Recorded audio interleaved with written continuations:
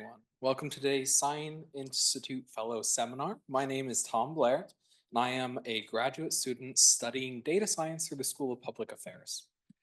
Having earned a bachelor's degree in journalism, it is a special honor to be up here as a Sine student associate to begin this conversation. The Sine Institute serves as a dynamic hub for collaboration, bringing up together the brightest minds from the public, private, academic, nonprofit, and journalism sectors. It fosters dialogue, drives policy innovation, and champions nonpartisan solutions. At its core, the Institute is where American university comes together to convene, communicate, and collaborate, paving the way for meaningful change.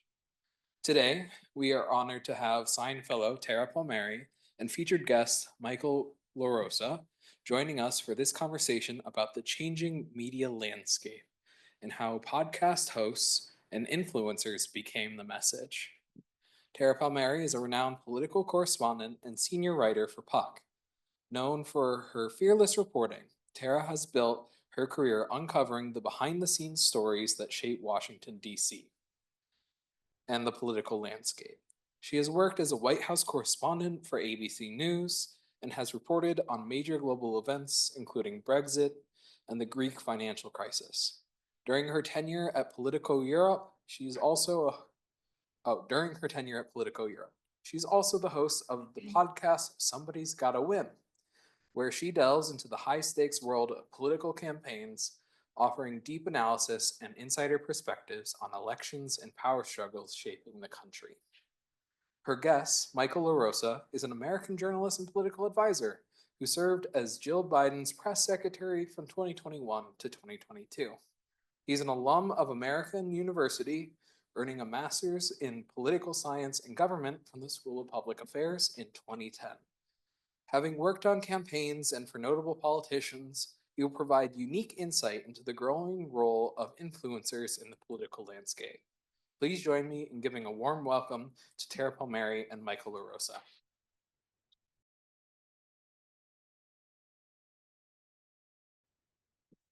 Thank you all for joining me. We are actually doing a live podcast taping on my election podcast, Somebody's Gotta Win, which has evolved into more of a political show. But I think it's another good time to look back on how much podcasts really drove the message this election cycle. And, Michael obviously has been involved in media strategy for decades now, so he's got a lot of insight. But first, I've got to ask him some news breaking questions because there's a new book that just came out. It is called Original Sin. It's by Jake Tapper and Alex Thompson. And the book premise is that it's an unsparing look at Biden's, quote, decline, its cover up, and his disastrous choice to run again that led to a campaign of, quote, gaslighting and denial. And they call it a Greek tragedy that sealed the fate of the 2024 election. And it basically creates the impression that there was a cabal of insiders around them that were covering this all up from the American people. And I've got to ask you, because you work so closely with the family and Jill Biden, do you think this is an accurate representation of what happened in 2024? Well, I haven't read the book yet. Okay, but based on the preview. Well, the title, you mean? The title, what I just read to you, those are direct quotes yeah. from the book. A couple of things, I think. There are many things that are true in my view. Cover up to me is a little hard, a little harsh, a little probably exaggerated, I would say. Okay. Look, every politician, everybody, every human being tries to cover up age. We all do. We all wear, we wear makeup on TV. Politicians, John Kennedy wore makeup for the first, in a TV debate, which was iconic. And his opponent, Richard Nixon, was actually chastised because he didn't wear makeup. And if you listened to that presidential debate in 1960 on the radio, most people thought Nixon won the debate, but because Kennedy understood television and image. He looked better Yeah, when he was younger. He wasn't sweaty. He went tanning. He got tan. He went to his home in Florida and in Palm Beach a couple days before.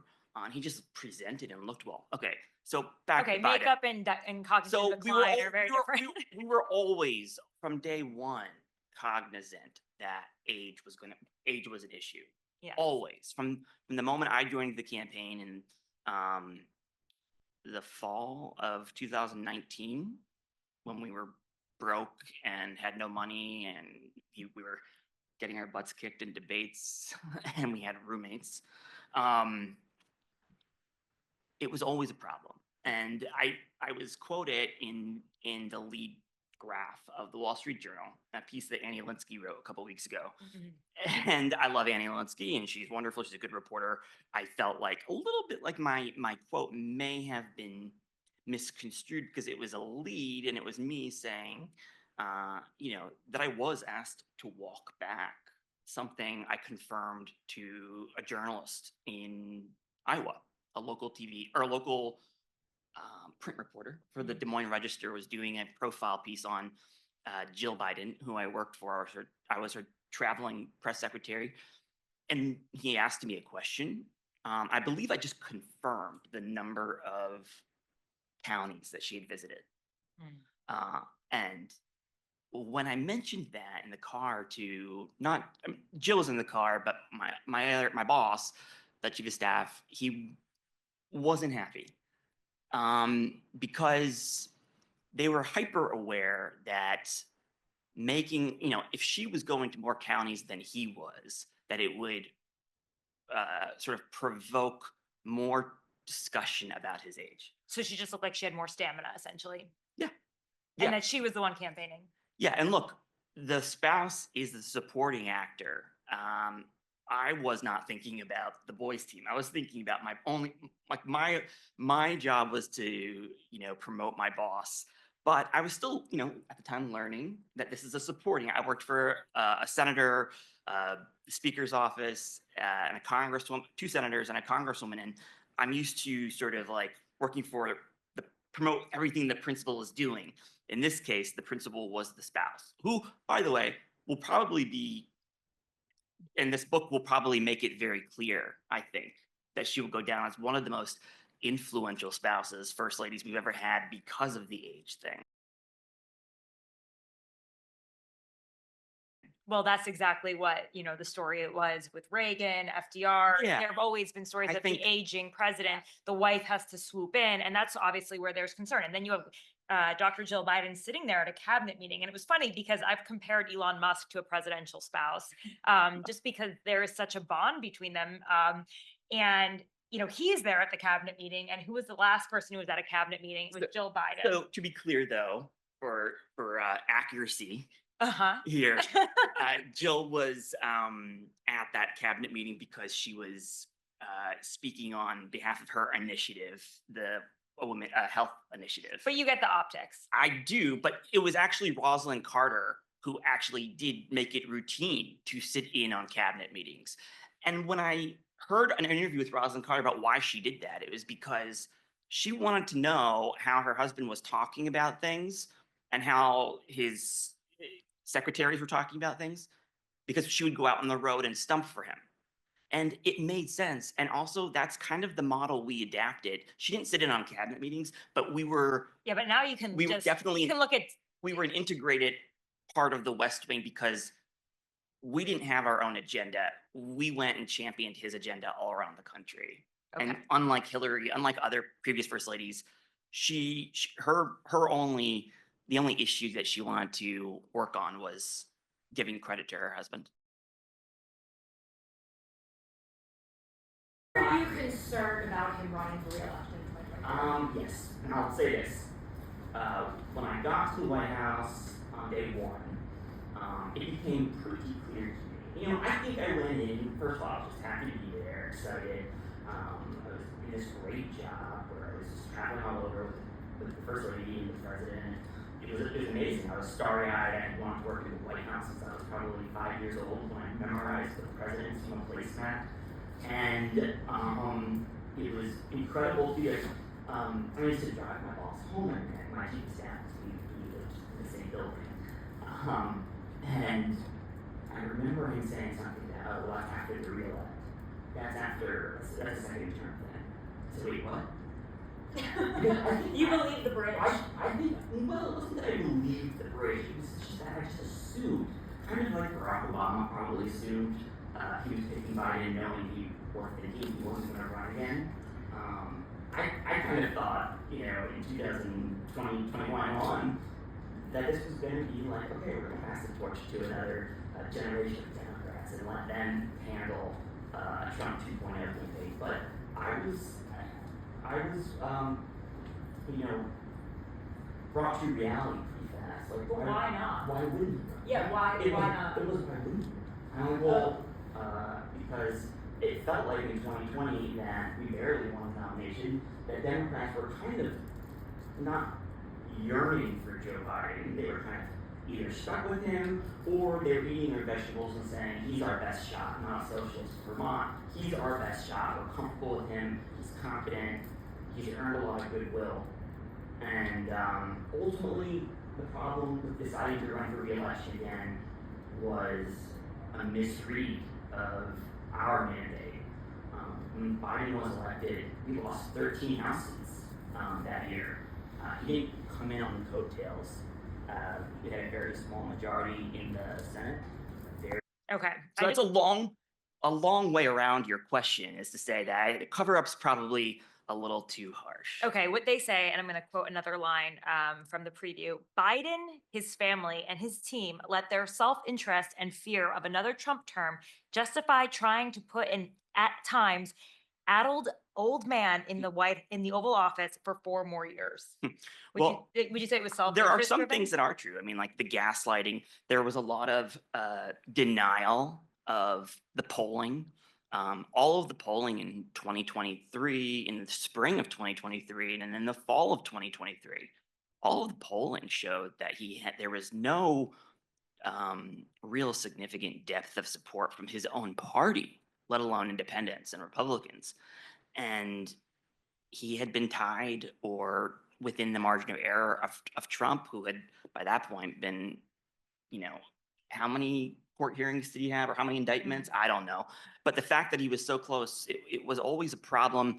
But they were kind of in denial, or at least and I will use the term gaslight, because that's what they were doing. The campaign, former colleagues, the message to everybody was to make sure that you tell people it's too early. These polls don't mean anything. Well, it became too early, and these polls don't mean anything for about a year and a half. The numbers never moved.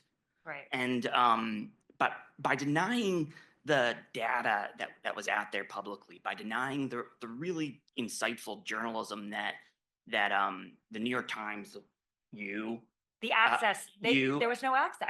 well, they were not only not providing access, but that's another whole topic. But by denying and undermining all of the journalism, the free press, they were actually demeaning a lot of the people, but it was the data denial that really bothered me, because we loved polling when we were running, Right. because we were always ahead. All of a sudden, because they're always behind, the polls are meaningless, and we're attacking the New York Times, and we're attacking, and then we attack the New York Times coverage, because we're going to go on Howard Stern. We're not going to talk to the New York Times. Well, okay, they were doing it out of spite, but what they didn't understand, and what they still don't get, is that, and we'll get to this topic, is that it has to be all. It can't be either or.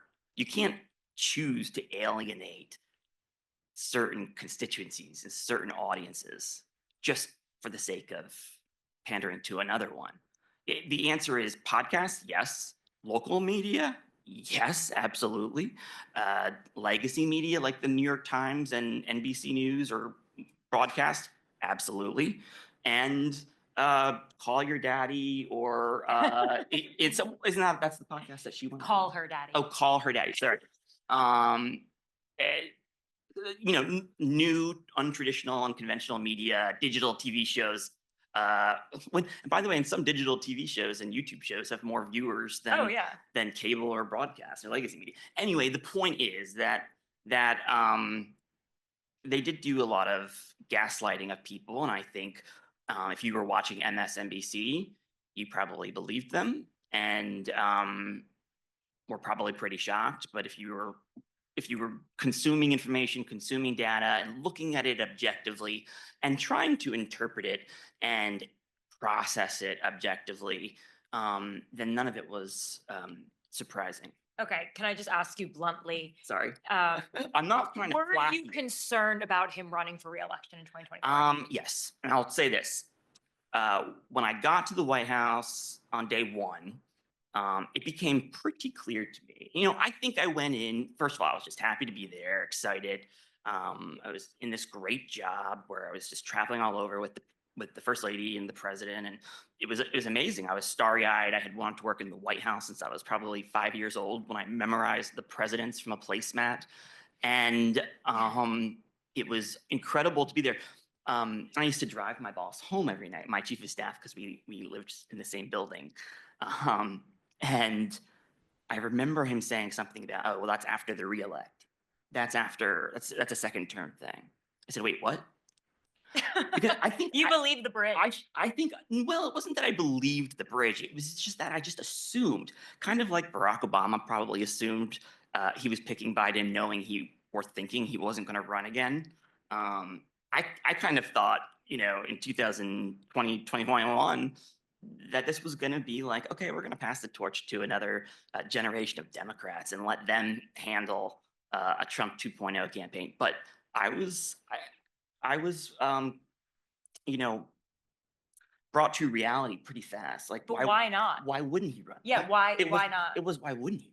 I'm like, well, because it felt like in 2020 that we barely won the nomination, that Democrats were kind of not yearning for Joe Biden. They were kind of either stuck with him or they were eating their vegetables and saying, he's our best shot, not a socialist from Vermont. He's our best shot. We're comfortable with him. He's competent. He's earned a lot of goodwill. And ultimately, the problem with deciding to run for re-election again was a misread of our mandate. In the last seminar with Congressman Brendan Boyle, we talked about the same topic, and he said he advises his colleagues to go on podcasts because it's unpredictable. It's not the mainstream press. You can talk about anything on a podcast. It's not like there is a... No, and the virtues of a podcast is that you are not pressured or stressed to answer questions in a tight, crisp format, and you don't have somebody in your ear who's saying, okay, rap. It's not... It's a conversation. It's a conversation. It's personal. It can It can get weird sometimes. Sure, it's supposed to be more casual. Yeah, and people say things that are unscripted. But it's like a magazine format, right? It's long format, and you can take your time, like I'm doing now. Like we couldn't have this discussion on cable news. We couldn't have the conversations that we have. Maybe like back in the day, like a Charlie Rose or something like that. Maybe. But there's commercial breaks. They have to pay their bills. Like it's very different. And podcasts are a great way especially for candidates and politicians who love policy or have specific passions, because there's so many niche podcasts that are like these immersive experiences in a specific subject area or specific personality type. Right. And so there's such a huge opportunity because you go on a podcast, you can do whatever you want for an hour, but then you can just click and post and amplify the parts that you want anywhere else, whether it's Twitter or on your website, or it's it doesn't live in a ephemeral space. It's so much more relaxed, and the questions are less direct. And so I think there's, of course, for the controlling staffers and the people who are worried about offending and the more reverse politicians. You think it's relaxed, but it's the same kind of prep, so to speak, that goes into a normal interview. Let's get back to podcasting, because it was, I think, the dominant media force in this election. You had President Donald Trump pretty much ignoring the mainstream media rather going to a group of voters that too had decided they were tired of the mainstream media, based on distrust that frankly we had built by calling them fake news for many years, and people just not being as interested in watching television, going to their phones, listening to podcasts, YouTube, etc. It seemed like the Democrats were a little bit slower to that game, but eventually they caught on. I mean, Biden didn't do anything. Well, you have to talk about it in terms of two campaigns, right? Oh, that's true. I mean, I'll be honest, it was the same strategy, but there were two different campaigns, so you have to be specific, because there was like a year and a Okay. half of Biden. And Yeah. you're right, they didn't really do much. They didn't do a Super Bowl interview, which was about 10 minutes of the largest audience they've ever had. Worth how many millions of dollars? Just draw the line on it. No, well, they're too scared to offend people, or they're too scared that their staff is gonna maybe put off the talking points. They'd be lucky to be making news now in this attention economy, honestly. Well, and that's the thing, the attention economy, it's a great word because they couldn't compete for the attention economy. They just couldn't do it. They didn't have any idea, and they didn't have the vessel, either in Biden, by the way, who would have done anything. He loves TV. He loves doing stuff. It was the orbit that did not trust their own candidate. And the other one, Vice President Or were Harris. they just worried that when people saw him, they would think, oh, this is an Sure, old man? all of that, Okay. all of that. All that's So true. how is that not feeding into the narrative that it was some sort of cover up? Keep them Because honest, no, because you have to show and tell. If people's suspicions are that you can't do the job and you are not physically and verbally showing you can do the job. Look, they said he had a bad night. They lost all benefit of the doubt by that point because he was never doing anything. Maybe had he done a 10-minute sit down for the Super Bowl or had reporters in his office on Air Force One the way Trump does, maybe people would have accepted that he just had a bad night.